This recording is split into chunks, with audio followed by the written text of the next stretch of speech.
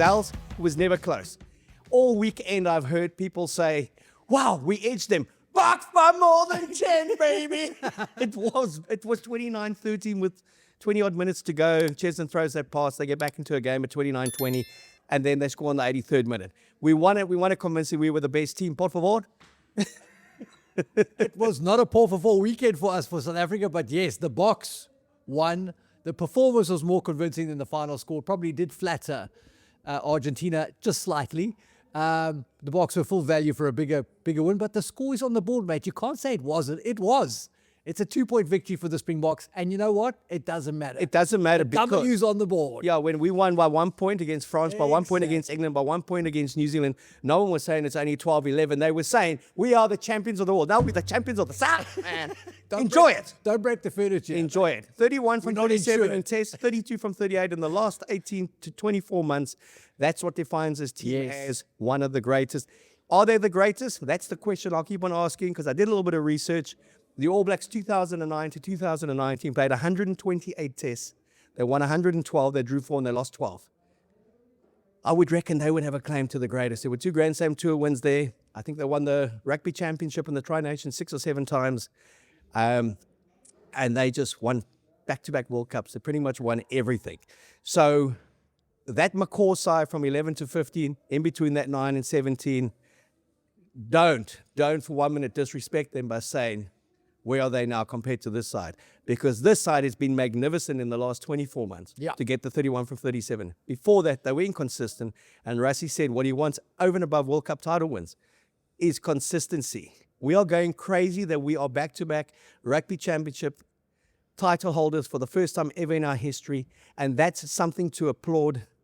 New Zealand has done it in the Tri-Nations and the Rugby Championship 7 times. And on one occasion, they did it 4 times in a row.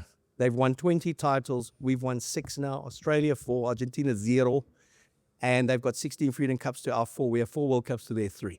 Give them their respect. Give them their due. I said to you over the weekend, Scott Robinson is 17 from 23. He was that as a player. He is that as a coach. They're in crisis. They got 19 points on the league table. We got 19 points. We're the greatest there's ever been. They're in crisis. I think when you look at those statistics, that's why they believe they're in crisis. We look at our statistics, and we're on top of the world. 100%, mate. That is a fantastic trip down the history record book lane. And look, nobody can ever tarnish New Zealand's sort of peerless rugby legacy, right, in terms of their success and the things that they've achieved.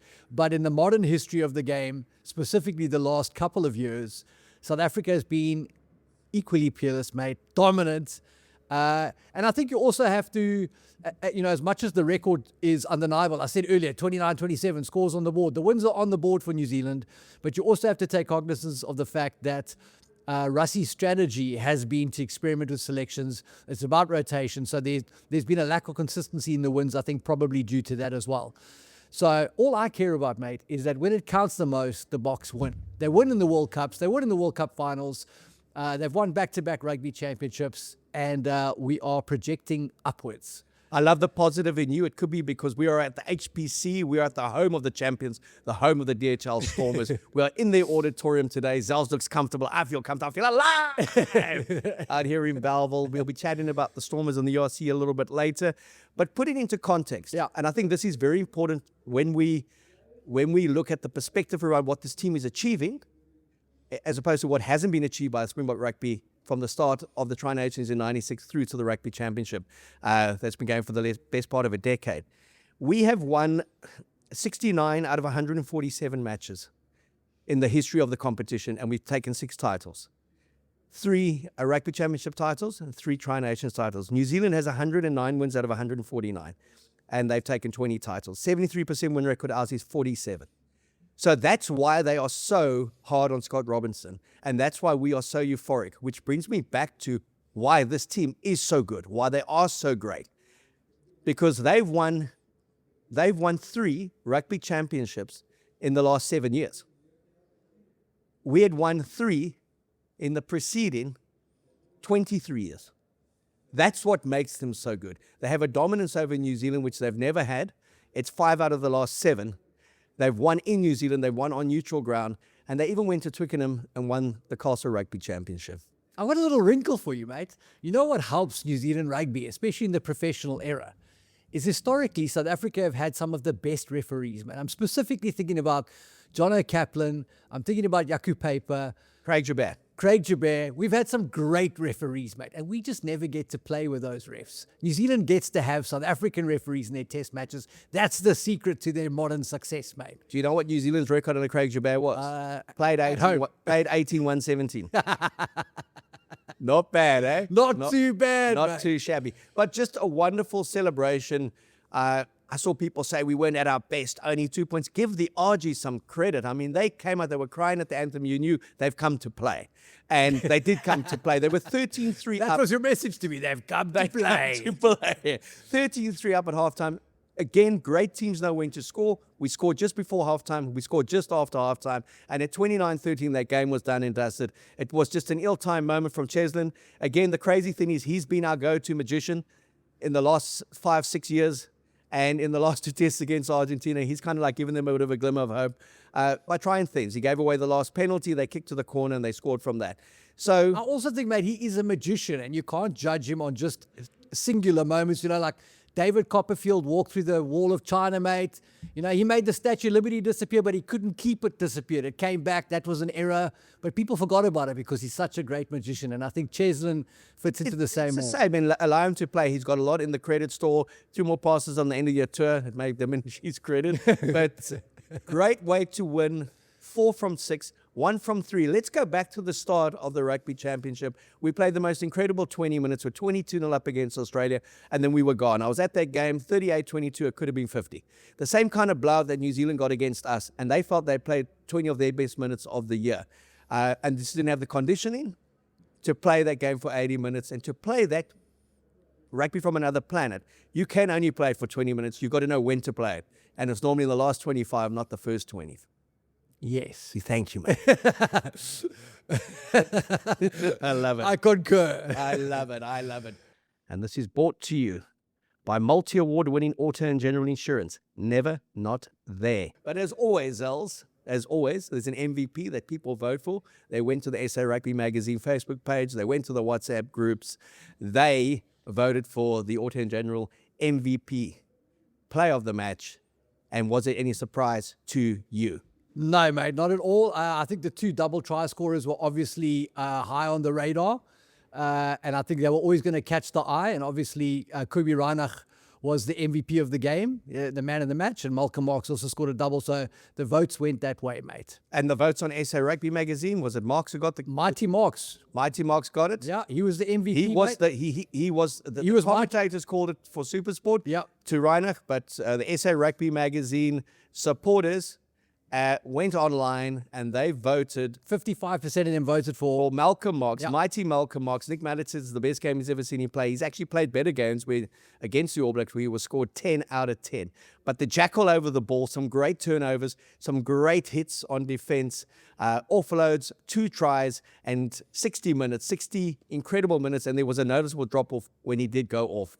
It's the best 60 minutes he's played this season and just at the right time. And he was the SA Rugby Magazine Auto and General MVP. Correct. And it's been a wonderful conclusion to that series for us as well. We've seen how many people have voted. I think over 100,000 people went in there and voted. I think close to 400,000 people voted on the referee. Anyone have an issue with the referee this weekend? Not me, mate. I thought he did a great job.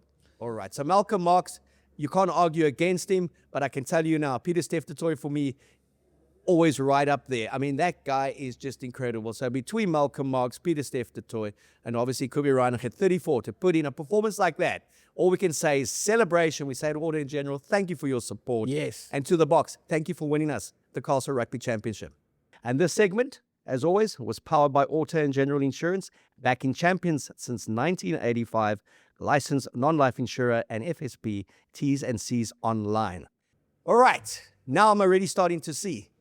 Did the best team win the Rugby Championship? And it came all the way from New Zealand. Yes, we did. Your thoughts, bro? No, look, the box, bumpy start, but then recovered and put together solid performances, 3 solid performances to close the competition out. If anything, if there's an asterisk, it's that the Boks could have played and should have played this way the entire competition, the entire tournament, and dominated from the start to the end. But the reality is they did enough to finish top of the log and hoist the trophy, defend it successfully, and kudos to them for that. And hopefully these 3 games have set them on a course for more consistency and to get back to just being physically dominant and predictable in the results. Like I say, more consistency will go a long way with this team, and hopefully some of these new combinations are key to that. Well, I think people also underestimate just what this going back-to-back meant for the Boks. We saw Rassie Erasmus call for consistency all the time. To back it up, it's tougher to win the Rugby Championship than it is to win a World Cup. In many respects, you've got to play the likes of Argentina, New Zealand away, Australia away. You've got to back it up at home. You've got to do it over a 2-month period, and there's no respite. You've got to play 3 of the top 4 teams in the world 6 times. So, and the fact that we've always said the World Cup suffered to players because we had won more World Cups than New Zealand. But for them to have won 20 of these titles, for us now to get to a 3rd win in 7 years, just speaks to the credit of Siya Kolisi, Rassie Erasmus, his support staff, and the group of players that they've picked.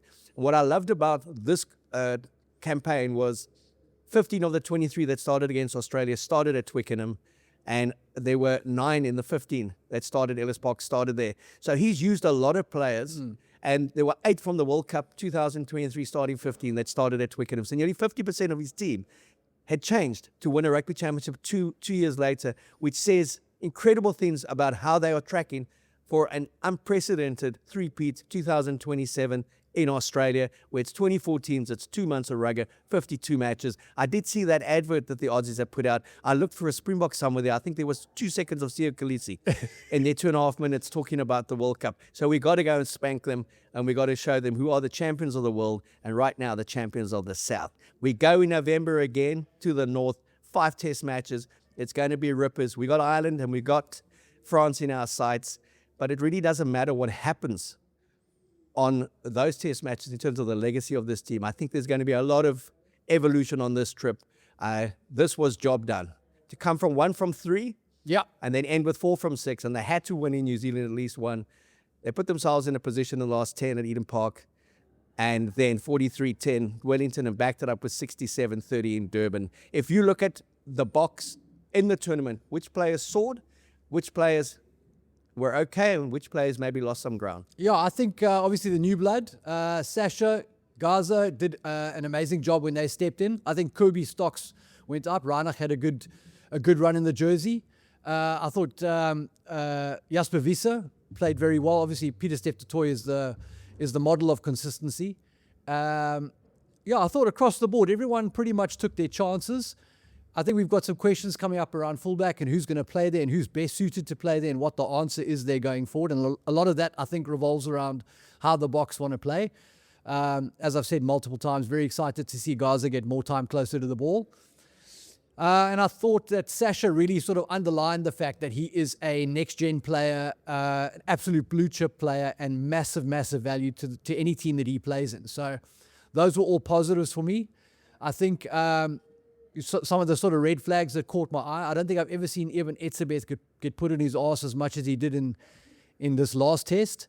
And I remember, I think it was 2013 or 2012 when the Sharks played the Stormers, and Eben Etzebeth was carrying the ball and Bismarck du Plessis came to tackle him, and he just bumped off Bismarck, and it felt like time stood still for a second. Everybody was like, wow, this is a moment. And at that time, Bismarck du Plessis was probably the best hooker in the world, and to my mind, he's still top 3 in Springbok history as one of the great hookers. Fantastic player, and Eben is exactly the same. When it comes to locks, you can't have a conversation about Springbok locks without talking about him. But you know, Father Time marches on and waits for no one, and Eben needs to get back to his power game. I think as much as he adds massive value around there, it is concerning to see him get put down like this, to see him sort of have to leave the field bleeding. That's not the Ebe that we used to watching, and I've got no doubt that he can be that player. I just think that needs to be where his focus is. He needs to not forget that he is the enforcer, And I want to see him grab a few people around the scruff of the neck a few more times in the future. Look, he got put on his ass a few times, but if you also look, he's running into contact to make the offload. He's not That's my running in point. there with a lower body That's position my to go point. forward. That is So I exactly think my he's point. caught in two minds, and that That's my takes point. away a lot of his attacking power. That's exactly my And point. he's up against, outside of the box, probably the biggest pack in the world, and those guys do put a target on his back. I know Ewan Etzler will be back. He'll be back on the end of the I'm tour, looking forward and to he will make you eat humble pie. Yes! Please do. His book is out, Unlocked. Read all about it. We're going to be giving away the book. And what you got to do is you got to go on to our comment section and you got to tell us what your favorite Ibn Etzebet moment is in his 100 and how many? I think it's 100 and what, close to 100, close to 140 test matches now. But it's in the late 130s. Tell you what Ibn's favorite moment is for the box. And you can go into the draw. 138 tests he's played and voted as the greatest number 4 lock by all of you when it comes to the best Bok team in the last 30 years. Looking at the Rugby Championship in totality, Australia, the big improvers, they won 2 from 6, 3 from 9 if you include the Lion Series, and 4 from 10 if you take the last-minute win against Fiji. Any other coach would be fired. They're asking Joe Smith to stay on. Is that also a case of sometimes you've got to look behind the statistics, you've got to see what he inherited and how competitive he made them? Yeah, I think the Wallabies are improving off a base of 0. So for them, this is improvement. The fact that they're even mildly competitive, I thought, was an improvement for them. You just look at their player stocks. Tane Edmed is a guy who'd be pretty anonymous to most South Africans. He started at 10 for the Wallabies at the weekend. And so I think there are a few things that are sort of out of their control in terms of the personnel they have. And we've spoken about it before. Australia's sort of grassroots structure is very about skills, and I think Australia has never lacked in skill. Where they've lacked is in the power game. I think they need to draw more of those players to the game. But they are on the up. I think for me, the biggest sort of dark horse was Argentina. They finished bottom of the log, 9 points behind the box on the standings, but only 2 points behind in the game that counted the most. And as much as that was against the run of play and whatever, they were very competitive in that game. And physically, they really did bring it to the box. And I think there's a learning in that for the box. Teams are going to start challenging them for physical supremacy outside of the scrum, which we are untouchable. Teams are coming for our biggest players, and they're asking those questions. So I thought Argentina did a great job in that, and I think they are a team, as much as they don't have the depth of France, they've got some great playmakers. They've got them in depth at fly half. They've got some great finishers. If they can just get some depth in the tight 5 and maybe a few heavyweights there, that back row is going to fly. So I'm keen to see that Rapetti, who made his debut off the bench, looks promising, big units. I think Argentina on the up.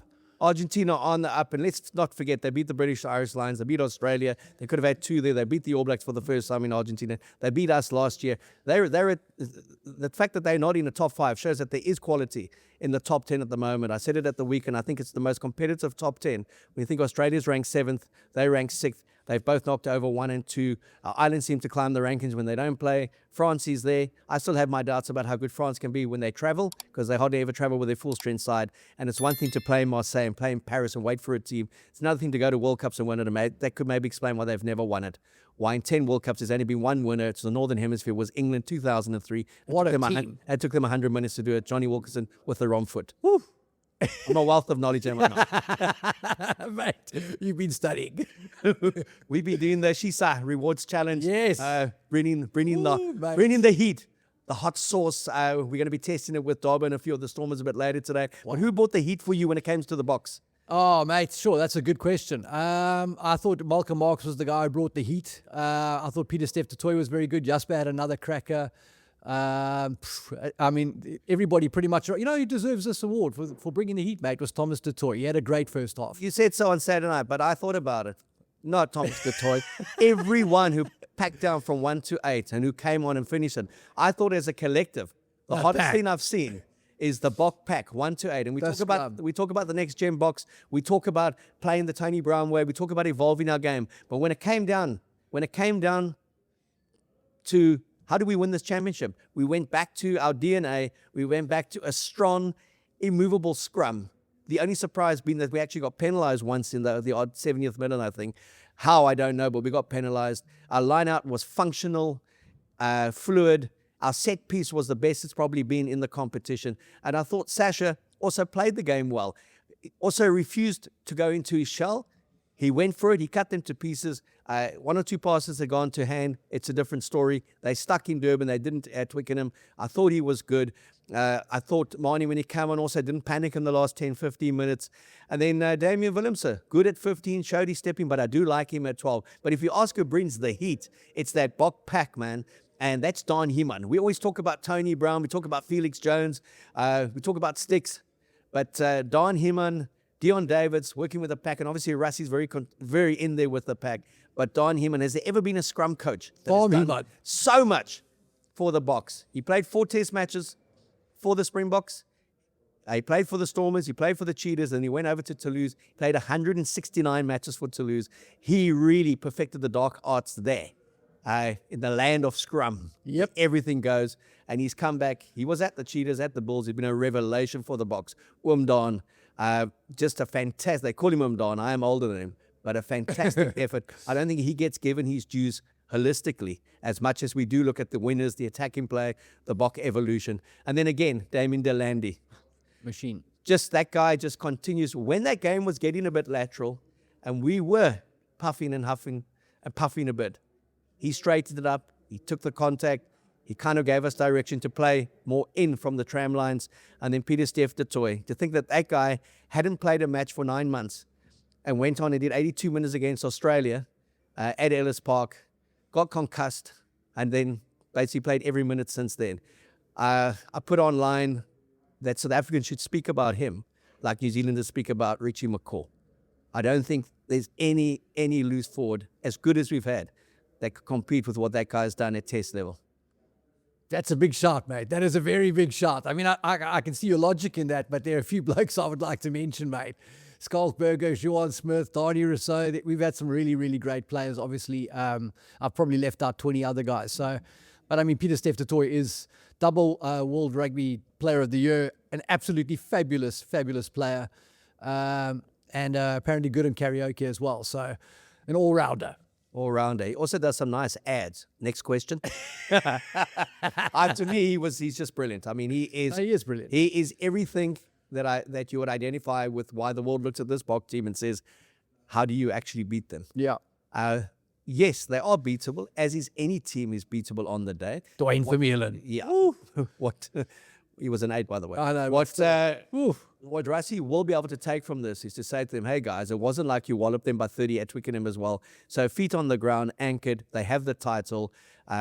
More legacy. Sia Khaleesi also emptied the tank out there. 70,000 at Twickenham. Ollie was there with his mate Adam. Said it was incredible to see so many Bok supporters. They just said the beer cost a lot more. And guys were a little bit more subdued than they would have been at Ellis Park or potentially in Durban or Cape Town. But a fantastic end to the Rugby Championship. Lots to talk about as we prep for the November Castle Lager Series. 5 test matches. We start off with Japan and we end with Wales in Cardiff. It's always nice to end on a high. We may even be there and bring you a show from there. Who knows how it unfolds. But the lads that are off to Cardiff are your boys. To Cardiff, and then they'll be playing the Scarlets. Yep. Yeah, well, they have to get to Cardiff first. Oh, you meant the Scarlets. city? The city, Cardiff, to Mary Street. Can't believe it. 2 from 2. They are running hot at the moment. They're running as hot as that sauce. What's the name of that sauce you got there, mate? Sriracha, mate. Sriracha sauce. Yo. All the way from Pick and Pay. Sriracha sauce. They're running hot. I'm going to get Dobby. It says they're trusted since 1967, mate. Yeah. I'm not sure how much you trust. Yeah, I've been trusted since 1968 when I was born. Stormers, 26-10 against the Ospreys. As I said to you, it doesn't get better after Leinster. They didn't score a point, 35-0. These guys broke your defense down within 3 minutes. Kind of reminded you this is a new week, a new game. Guys came back well, and I thought Paul de Villiers when he came, or not Peter, Paul de Villiers, BJ Dixon were outstanding, especially at the breakdown. And I mean, you've done the analysis on these Welsh sides. They are bloody tough to beat. Yeah. They lack ambition in terms of they know they can't win, and they lack quality in terms of their natural talent. But they are in it for a dogfight always. You just have to go to the walkabout. Stop talking them up, mate. in Mary Street. Look, today. they're terrible, but But they can scrap, and they scrap. So They do good win. scrap, yeah. 9 points from 2 for the Stormers. yeah, massive start to the season, obviously, and the boys very happy with that. So just about keeping the momentum now. And Stecco Power Play, our boys from Stecco, we appreciate you, we love you. The Power Play, for me, Again, it had to come from your guy at 15, Similani. Similani. Yeah. Oh, beautiful. So started sneak, it, finished it. Yeah, what a great try. Absolutely brilliant. And just brilliant skills from Ruan Nell. All his 7 skills coming to the fore there. Some young energy and oxygen left in those older legs. The pickup, the thinking, the offload, try time. Sexy try, man. It doesn't get much better than that. And then the Bulls switched on the telly. They were 14-0 up, went down, came back up. They were 22-10 up, went downstairs, came back up. They were 24-20 down, switched off the telly and just hoped. Switched on the telly and they'd won.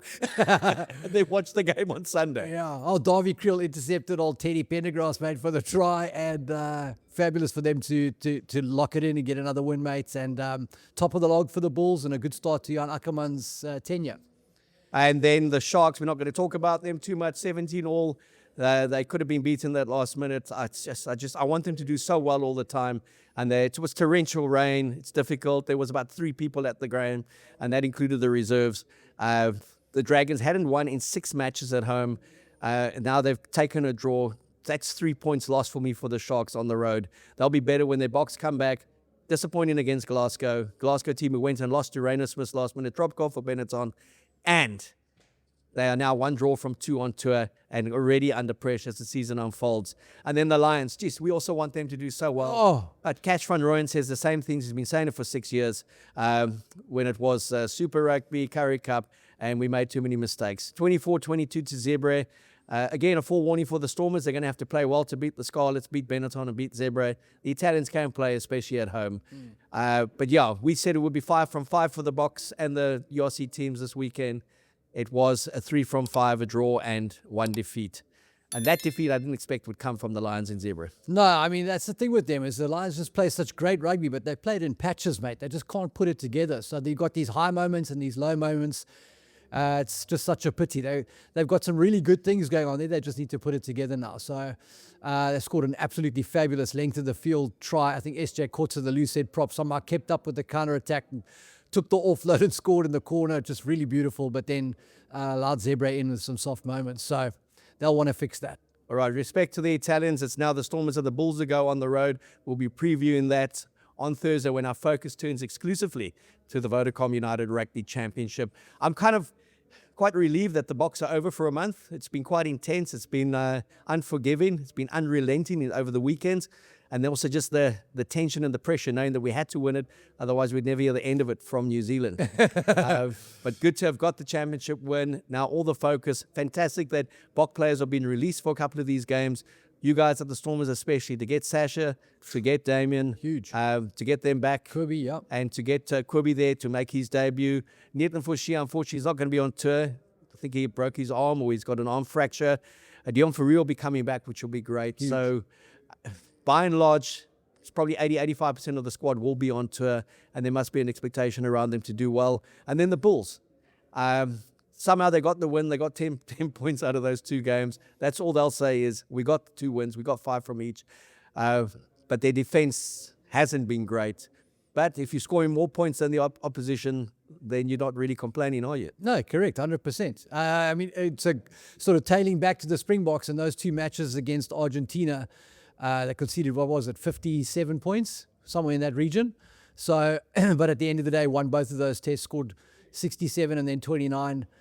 So if you're going to play shootout rugby, all that matters is that you have more points when the final whistle blows, mate. That's it. All right. It's going to be a wonderful next month of URC rugby. Then we go into the test season again and URC, and then we go into the Vastic Champions Cup in December. It's full on rugby.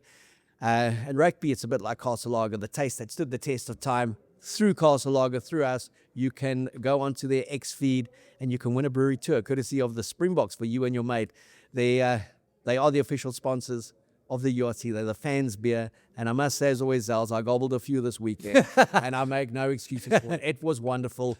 And the only thing that tastes better than an ice-cold Castle Lager is an ice-cold Castle Lager when the Springboks have won the Castle Rugby Championship.